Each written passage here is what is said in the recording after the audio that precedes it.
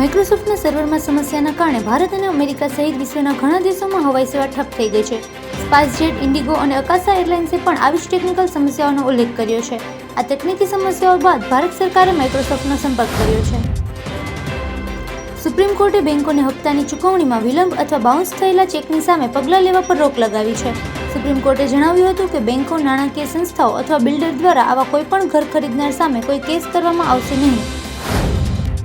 આસામ સરકારે મુસ્લિમ લગ્ન અને તલાકને લઈને મોટો નિર્ણય લીધો છે. બાળ લગ્ન રોકવા માટે સરકારે આસામ મુસ્લિમ લગ્ન અને છૂટાછેડા નોંધણી અધિનિયમ 1935ને રદ કરવાનો નિર્ણય લીધો છે. આ માહિતી મુખ્યમંત્રી હિમંતા બિસ્વા શર્માએ સોશિયલ મીડિયા પ્લેટફોર્મ એક્સ પર આપી છે. કાવડ યાત્રાને લઈને યોગી સરકારના આદેશને કારણે યુપીમાં વિવાદ ચાલી રહ્યો છે. ઉત્તર પ્રદેશ અને ઉત્તરાખંડના કાવડ યાત્રા રૂટ જિલ્લાઓમાં દુકાનદારોને તેમના નામ સાથેના બોર્ડ લટકાવવા માટે કહેવામાં આવ્યું છે, જેનો ભાજપના સાથી પક્ષો અને વિપક્ષી દળો વિરોધ કરી રહ્યા છે.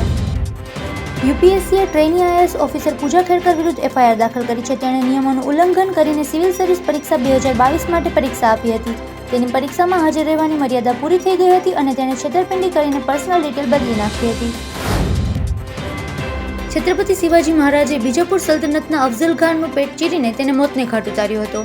એ હથિયાર વાઘના નખને હવે દેશની જનતા જોઈ શકશે.